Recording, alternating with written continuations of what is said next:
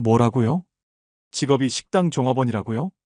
우리 딸이 그런 집안으로 시집 간다면 체면이 말이 아닙니다. 절대 허락할 수 없어요. 최 사장의 차갑고 오만한 목소리가 고급 한정식집 전체에 울려 퍼졌습니다. 상견례 자리였습니다. 제 아들의 얼굴이 창백해졌고 유진의 눈에는 눈물이 고였습니다. 저는 담담하게 미소 지으며 일어났습니다. 직업으로 사람을 판단하시는군요. 실례하겠습니다. 다음 날, 회, 회장님? 그의 얼굴이 순식간에 사색이 되었습니다. 다리가 풀려 비틀거리며 벽을 짚었습니다. 어제의 오만함은 온데간데 없이 사라졌습니다. 무슨 일이 있었던 걸까요? 왜 그는 갑자기 제게 회장님이라 부르며 충격에 빠진 걸까요? 직업을 이유로 사람을 무시했던 그가 하루 만에 이토록 달라진 이유는 무엇일까요? 안녕하세요. 저는 김정석입니다. 65살이 되었습니다. 왜 저를 무시했던 사람이 하루 만에 얼굴이 사색이 되었는지, 그리고 왜 저는 30년간 식당에서 일하면서도 다른 삶을 살게 되었는지, 제 이야기를 들어보시겠습니까? 오늘 이야기가 궁금하시다면 좋아요와 구독, 그리고 알림 설정 부탁드립니다. 종 모양 버튼을 누르시면 새로운 이야기가 올라올 때마다 가장 먼저 시청하실 수 있습니다. 여러분의 응원이 더 좋은 이야기를 만드는 원동력이 됩니다. 저는 서울 출신으로 대학을 졸업하고 평범한 회사원으로 사회생활을 시작했습니다. 남들처럼 취직하고 결혼하고 아이를 낳는 그런 일반적인 삶의 경로를 따라갔습니다. 하지만 제 인생은 35살에 큰 전환점을 맞이하게 됩니다. 35살 때 제가 다니던 회사가 갑자기 부도를 맞았습니다. 당시 아내는 임신 중이었고 저희는 대출금도 갚아야 했습니다. 모든 것이 한순간에 무너지는 듯 했습니다. 제 취업을 위해 수십 군데 이력서를 넣었지만 IMF 시기라 취업문이 너무 좁았습니다.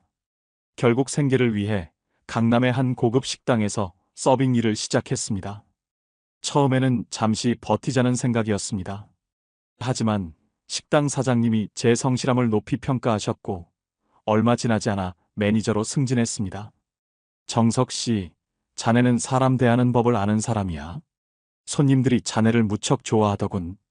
그렇게 식당 일이 저의 새로운 직업이 되었습니다. 처음에 아내는 많이 힘들어했습니다. 대학을 나온 남편이 식당에서 일한다는 것이 자존심 상하는 일이었을 테니까요. 하지만 아내도 점차 받아들였고 우리는 함께 힘을 합쳐 살아갔습니다. 여보, 직업에 귀천이 없어요. 당신이 정직하게, 성실하게 일하는 모습이 자랑스러워요. 그렇게 10년이 흘렀습니다.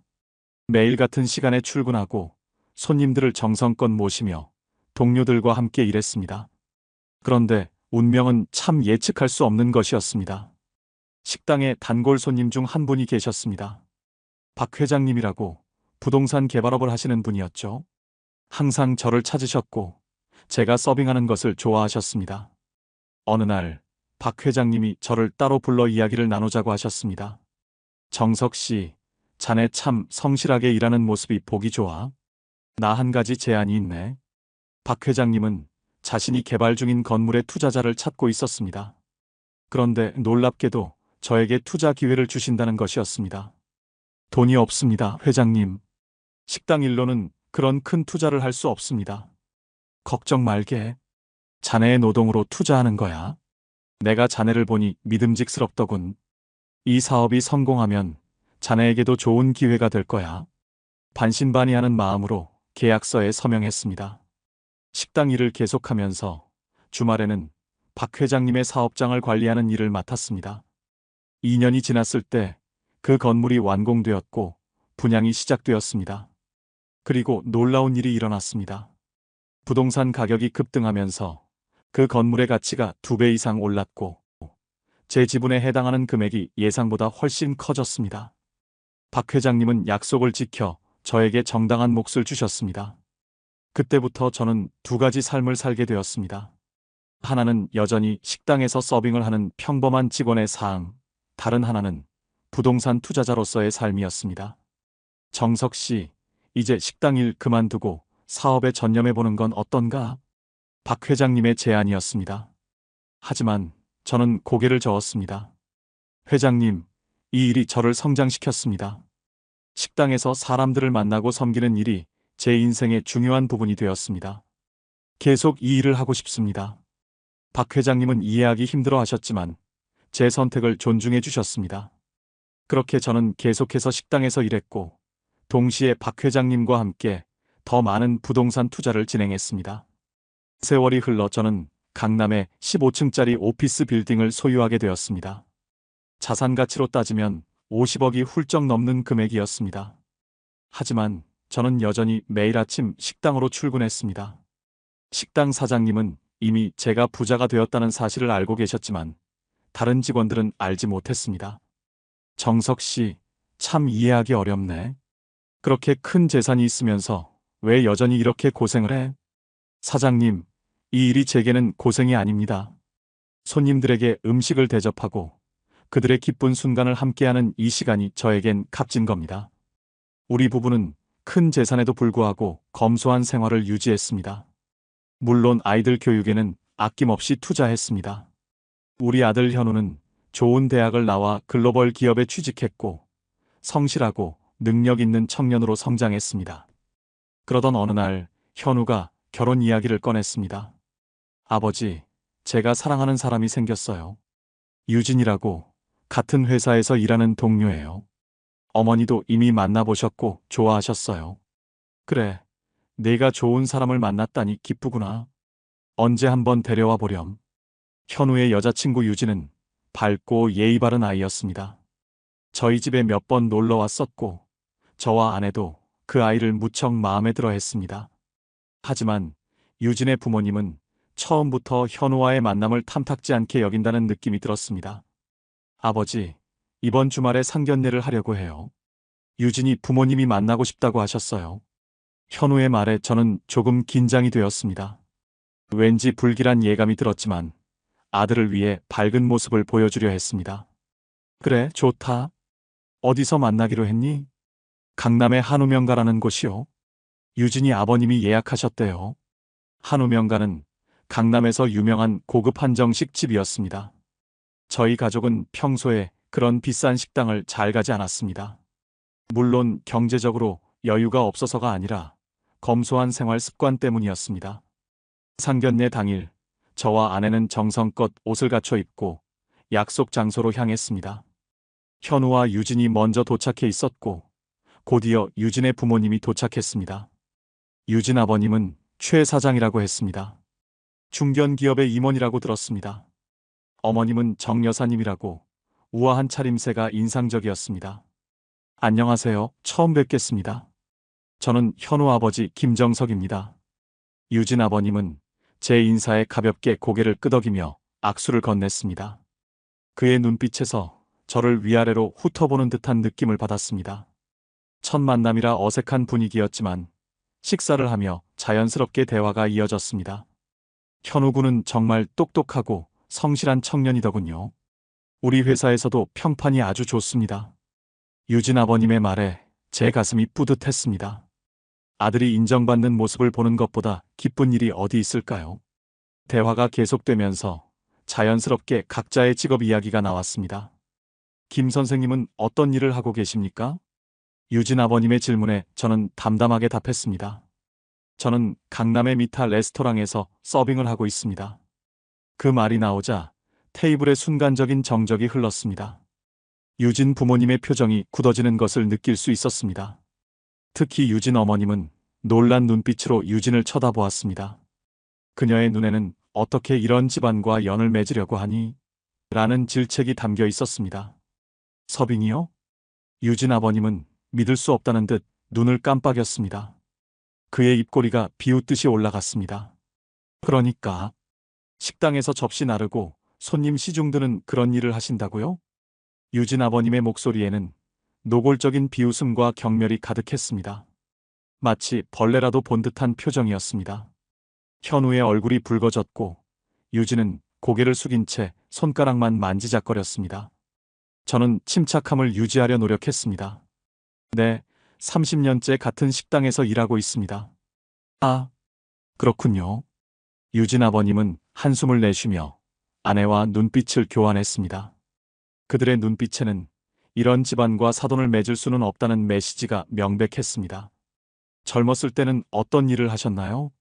혹시 무슨 사정이 있으셨던 건 아니겠죠? 그의 말투에는 제가 무슨 범죄를 저질렀거나 큰 실패를 한 것처럼 의심하는 뉘앙스가 묻어 있었습니다. 대학은 나오셨나요?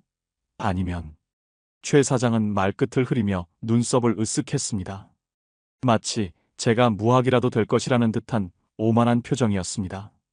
테이블 주변의 공기가 얼어붙는 것 같았습니다. 질문의 의도가 불순하다는 것을 눈치챘지만 저는 침착하게 대답했습니다. 네, 대학은 나왔습니다. 원래는 회사원이었지만 IMF 때 실직하고 식당 일을 시작하게 되었습니다. 아, 그럼 지금 경제적으로 많이 어려우시겠네요? 유진 아버님의 질문에 저는 미소를 지었습니다. 살아가는데 불편함은 없습니다. 그래도 서빙 일로는 현우 군과 유진이의 결혼 생활을 지원하기 어려울 텐데. 유진 어머님이 끼어들며 말했습니다. 그 말을 들은 현우의 눈빛이 변했습니다. 그는 항상 제가 하는 일에 자부심을 가지라고 가르쳤던 아들이었습니다. 죄송합니다만 저희가 부모님의 지원을 바라고 결혼하는 것이 아닙니다. 저와 유진이는 충분히 독립적으로 살아갈 수 있습니다. 현우의 말에 유진 아버님은 코웃음을 쳤습니다. 젊은 사람들은 다 그렇게 말하지. 하지만 현실은 다르단다. 지금 서울에서 집 한 채 마련하는데 얼마나 많은 돈이 드는지 알아? 너희 둘 월급으로는 강남은커녕 서울 변두리에도 집 마련하기 힘들어. 분위기가 점점 험악해지고 있었습니다. 저는 무거운 침묵을 깨뜨리고 말했습니다. 걱정 마십시오. 아이들이 결혼하면 제가 작은 집이라도 마련해 줄 생각입니다. 그 말에 유진 아버님은 비웃듯이 말했습니다. 식당 종업원 월급으로요? 서울의 집이 얼마나 비싼데? 마침내 유진 아버님이 참았던 말을 꺼냈습니다. 우리 딸이 식당 종업원의 아들과 결혼하는 것은 허락할 수 없습니다. 우리 가문에 체면이 있으니까요. 유진이는 의사나 변호사, 적어도 대기업 임원급의 가문과 혼인해야 합니다. 테이블 위에 내려놓은 제 손이 떨리기 시작했습니다. 오랜만에 분노가 치밀어 올랐지만 표정을 가다듬었습니다. 유진은 눈물을 참으며 아버지를 바라보았습니다. 아빠, 그만하세요. 현우 오빠는 정말 좋은 사람이에요. 내가 아직 세상을 모르는구나. 결혼은 두 사람만의 일이 아니야. 가문과 가문이 만나는 거지. 식당에서 일하는 사람과 사돈을 맺는다고 생각해봐. 내 친구들에게 뭐라고 말할 거니? 저는 더 이상 참을 수 없었습니다. 최 사장님, 사람의 가치는 직업으로 결정되는 것이 아닙니다만. 최 사장은 코웃음을 치며 냉소적인 눈빛으로 저를 내려다보았습니다. 김 선생, 현실을 직시하세요. 이 시대에 그런 감상적인 말이 통할 것 같습니까? 우리 유진이가 식당 종업원 집안으로 시집가서 무슨 얼굴로 사회생활을 하겠어요? 지인들을 만날 때마다 시아버지 직업을 부끄러워하고 숨겨야 한다고 생각해보세요. 식당에서 접시 나르는 사람과 사돈을 맺는다니 말도 안 됩니다. 그의 말 한마디 한마디가 가슴에 비수처럼 꽂혔습니다. 30년 동안 정직하게 살아온 제 인생이 한순간에 무가치해지는 느낌이었습니다. 하지만 저는 표정 하나 바꾸지 않고 담담하게 그의 눈을 바라보았습니다. 제 아들 현우가 자리에서 벌떡 일어났습니다. 그의 주먹은 테이블을 내리치기 직전까지 올라갔다가 간신히 참는 모습이었습니다. 현우의 눈에서는 분노의 불꽃이 일렁였습니다. 더 이상 이런 모욕적인 말씀은 들을 수 없습니다. 저희 아버님은 제가 이 세상에서 가장 존경하는 분입니다. 아버님은 30년 동안 단 하루도 빠지지 않고 성실하게 일하셨고 항상 다른 사람을 존중하는 법을 가르쳐 주셨습니다. 직업으로 사람을, 가문을 판단하시는 천박한 분과는 사돈을 맺을 생각이 없습니다. 유진아, 우리 가자. 현우는 유진의 손을 잡고 자리를 떠나려 했습니다. 유진은 눈물을 흘리며 망설였지만 결국 현우의 손을 잡고 일어났습니다. 앉아, 유진아. 지금 당장 앉지 않으면 너는 더 이상 내 딸이 아니야. 내가 이런 집안으로 시집 간다면 우리 집 대문은 영원히 닫힐 줄 알아. 유진 아버님의 고함에 식당 안의 모든 시선이 우리 테이블로 향했습니다. 손님들은 놀란 표정으로 우리를 바라보았고 웨이터들도 발걸음을 멈추었습니다. 유진은 흐느끼며 현우의 손을 놓고 자리에 앉았습니다. 그녀의 어깨는 흐느낌으로 떨리고 있었습니다. 아들의 표정이 굳어졌고 그의 눈에는 눈물이 맺혔습니다. 저는 조용히 아들의 어깨를 잡았습니다. 제 손도 분노로 미세하게 떨리고 있었습니다. 현우야, 진정해. 자리에 앉자. 저는 담담하게 자리에서 일어났습니다. 최대한 존엄성을 유지하려 노력했지만 가슴 속에서는 불같은 분노가 일고 있었습니다. 40년 넘게 살면서 이런 모욕은 처음이었습니다. 정말 유감입니다. 오늘 이런 자리가 마련되었음에도 불구하고 이렇게 끝나게 되어 안타깝습니다. 아이들의 행복보다 체면과 지위를 중요시하는 가치관은 존중하지만 저희와는 맞지 않는 것 같습니다. 실례하겠습니다. 아내와 현우와 함께 식당을 나서는데 유진이 뒤에서 달려와 현우를 불렀습니다. 그녀의 얼굴은 눈물로 범벅이 되어 있었습니다. 오빠, 정말 미안해요. 제가 다시 아빠를 설득해 볼게요. 부탁이에요. 우리 관계를 포기하지 말아요. 현우는 유진의 손을 꼭 잡고 작게 말했습니다. 그의 목소리는 감정으로 약간 떨리고 있었습니다. 걱정하지 마. 우리의 사랑은 변하지 않아. 시간이 필요할 뿐이야. 너의 선택을 존중할게. 그렇게 우리 가족은 무거운 마음으로 집으로 돌아왔습니다. 현우는 자신의 방에 들어가 문을 쾅 닫았고 안에서 뭔가를 내던지는 소리가 들렸습니다. 아이의 마음이 얼마나 상했을지 생각하니 가슴이 찢어지는 것 같았습니다. 아내와 저는 거실에 앉아 한참을 말없이 있었습니다. 둘 다 상견례가 이렇게 모욕적으로, 이렇게 처참하게 끝날 줄은 상상도 못했습니다. 여보, 괜찮아요?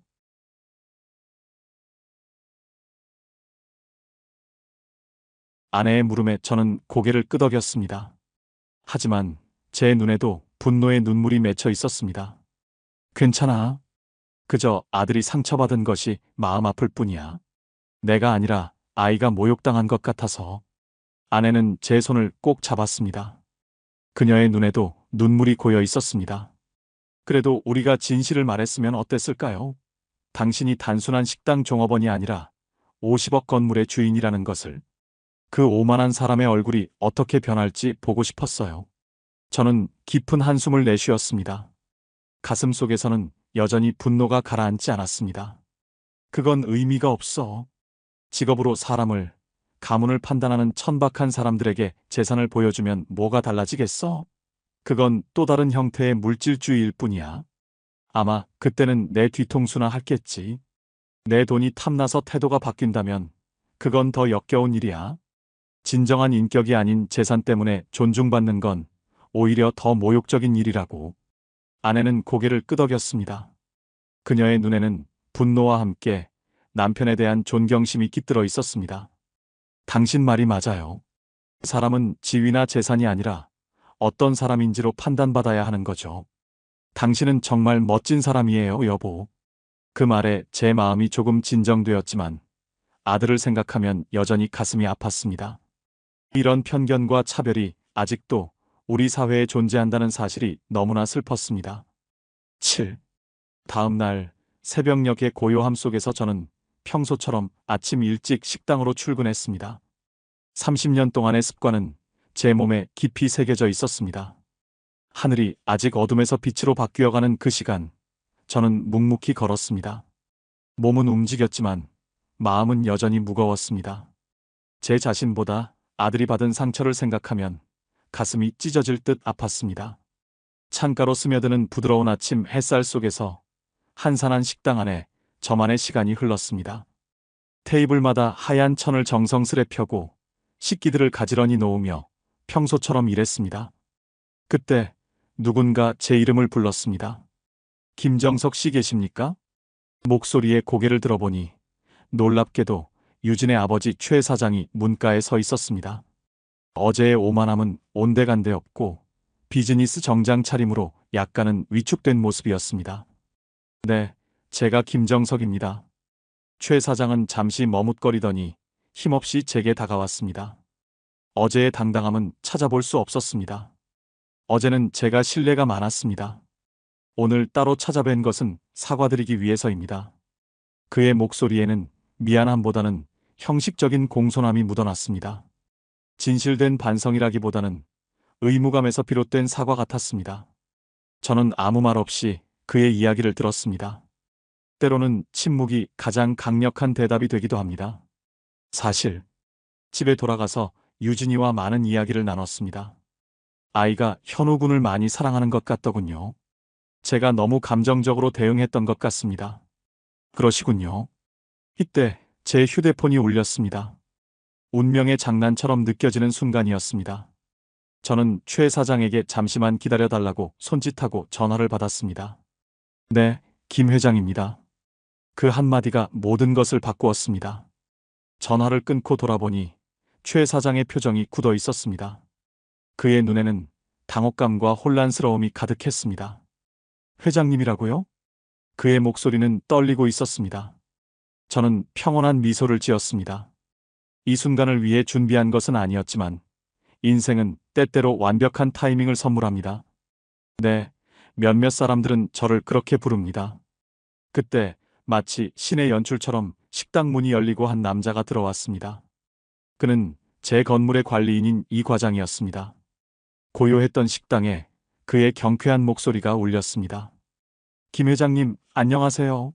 오늘 빌딩 점검 관련해서 말씀드릴 것이 있어서요. 이 과장은 갑자기 최 사장을 발견하고 공손히 인사했습니다. 아, 죄송합니다. 손님이 계셨군요. 저는 담담하게 대답했습니다. 괜찮아요, 이 과장. 이분은 최 사장님이십니다. 제 아들의 예비장인 어른이시죠. 최 사장의 얼굴이 점점 하얗게 변했습니다. 그의 손이 미세하게 떨리기 시작했습니다. 이 과장이 밝게 웃으며 덧붙였습니다. 아, 그러시군요. 축하드립니다. 김 회장님은 강남에서 가장 큰 오피스 빌딩 중 하나를 소유하고 계신 분이에요. 사위분이 다니는 회사 건물도 회장님 소유랍니다. 정말 운이 좋으시네요, 최 사장님. 그 말을 들은 최 사장의 얼굴은 이제 완전히 사색이 되었습니다. 마치 피가 한 방울도 남지 않은 듯 했습니다. 그는 말을 잇지 못했고 다리가 후들거리는 것을 간신히 참는 것 같았습니다. 어제의 오만함은 온데간데 없이 사라졌습니다. 김 회장님, 저는 정말... 순간 그의 눈에 눈물이 고였습니다. 부끄러움과 후회, 그리고 자책감이 뒤섞인 복잡한 감정이 그의 얼굴에 드리워졌습니다. 저는 조용히 그의 어깨에 손을 얹었습니다. 그 손길에는 분노도 복수심도 없었습니다. 그저 한 인간으로서의 이해와 용서만이 담겨 있었습니다. 최 사장님, 괜찮습니다. 어제 있었던 일은 다 잊읍시다. 중요한 것은 우리 아이들의 행복이니까요. 과거에 매달리기보다 미래를 함께 바라보는 것이 어떨까요? 최 사장은 고개를 들지 못했습니다. 그의 어깨가 작게 떨렸습니다. 어제 식당 종업원이라고 무시했던 사람이 알고 보니 50억 원이 넘는 빌딩의 주인이었던 것입니다. 인생의 아이러니가 이토록 잔인할 수 있을까요? 저는 정말 부끄럽습니다. 어제 그런 무례한 행동을 해서 용서받을 수 없는 일입니다. 그의 목소리는 흐느낌으로 떨렸습니다. 저는 따뜻한 목소리로 말했습니다.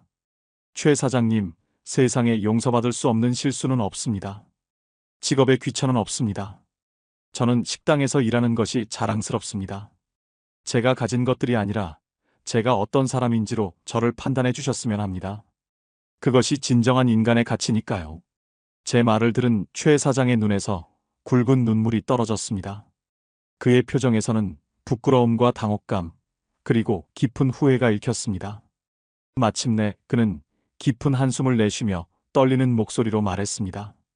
김 회장님, 정말 제가 어리석었습니다. 물질과 지위만을 줬던 제 삶이 얼마나 공허했는지 오늘에서야 깨닫게 되었습니다. 사람을 직업으로 판단한다는 것이 얼마나 어리석은 일인지, 그리고 진정한 성공이 무엇인지 회장님을 통해 배웁니다. 제 딸이 회장님 아들과 결혼하게 된다면 그것은 저희 가문의 큰 영광일 것입니다. 저는 고개를 저었습니다. 제가 원한 것은 결코 그런 인정이 아니었습니다. 최 사장님, 제가 원하는 것은 그런 거창한 인정이 아닙니다. 진정한 존중은 제가 누구인지, 무엇을 가졌는지가 아니라 어떤 사람인지를 보는 것입니다. 아이들의 사랑을 인정해 주시고 그들의 행복을 위해 함께 노력하는 것, 그것이 제가 바라는 전부입니다. 최 사장은 고개를 끄덕이며 떨리는 두 손으로 제 손을 잡았습니다. 그의 눈에는 이제 진심 어린 존경과 반성의 빛이 담겨 있었습니다. 앞으로는 달라지겠습니다. 진심으로 회장님과 현우 군을 존중하겠습니다. 그리고 우리 아이들의 결혼을 온 마음을 다해 축복하고 싶습니다. 봄의 따스한 햇살이 비추는 어느 날, 한 달 후, 양가 가족들이 다시 모였습니다. 이번에는 훨씬 따뜻하고 화목한 분위기에서 아이들의 결혼 계획을 논의했습니다. 최 사장은 완전히 다른 사람이 된 것 같았습니다. 그의 눈빛에는 진실된 겸손함이 깃들어 있었고, 더 이상 물질적인 것을 내세우지 않았으며, 진심으로 아이들의 행복을 바라는 모습을 보였습니다. 꽃이 만발한 정원에서 6개월 후, 현우와 유진은 아름다운 결혼식을 올렸습니다. 두 사람의 눈빛에는 서로를 향한 깊은 사랑이 담겨 있었고, 양가 부모들은 그 모습을 감동의 눈물로 지켜보았습니다. 저는 여전히 식당에서 일하고 있으며, 최 사장은 이제 제 단골 손님이 되어 종종 식당에 와서 식사를 하고 갑니다. 그때마다 그는 저에게 존경과 감사의 눈빛을 보내곤 합니다. 노을이 아름답게 물든 저녁, 최 사장이 식당에서 식사를 마치고 나가려다 문득 발걸음을 멈추고 제게 물었습니다. 김 회장님, 정말 궁금한 것이 있습니다. 그렇게 큰 재산이 있으면서도 왜 여전히 식당에서 일하시는 건가요? 편안하게 여유로운 삶을 살 수 있는데. 저는 창밖으로 보이는 석양을 바라보며 잔잔한 미소를 지었습니다. 그 미소 속에는 평생을 살아온 제 삶의 깊은 지혜가 담겨 있었습니다. 이 일이 제게는 단순한 직업이 아닙니다. 매일 다양한 인생을 만나는 소중한 시간입니다. 30년간 이 일을 하면서 저는 수많은 사람들의 기쁨과 슬픔, 사랑과 이별을 함께 했습니다. 그들에게 음식만이 아닌 작은 위로와 따뜻함을 전할 수 있었죠. 매일 아침 이곳에 와서 손님들을 맞이하고 그들의 하루에 작은 행복을 드리는 것, 그것이 제 삶의 의미입니다. 돈이 많고 적음은 삶의 풍요로움을 결정하지 못합니다. 진정한 부는 마음의 평화와 일상의 소소한 행복 속에 있는 것이니까요. 제 말을 듣던 최 사장의 눈에 맑은 눈물이 고였습니다. 그는 깊이 감동한 표정으로 고개를 끄덕였습니다. 이제야 정말 이해가 됩니다. 회장님께 정말 많은 것을 배웁니다. 평생 돈과 명예만을 쫓던 제게 진정한 삶의 의미를 가르쳐 주셨습니다. 인생은 참 신비롭습니다. 우리는 모두 겉모습이 아닌 내면을 볼 수 있는 지혜가 필요합니다. 직업이나 재산이 아닌 그 사람의 인격과 가치관을 존중하는 마음.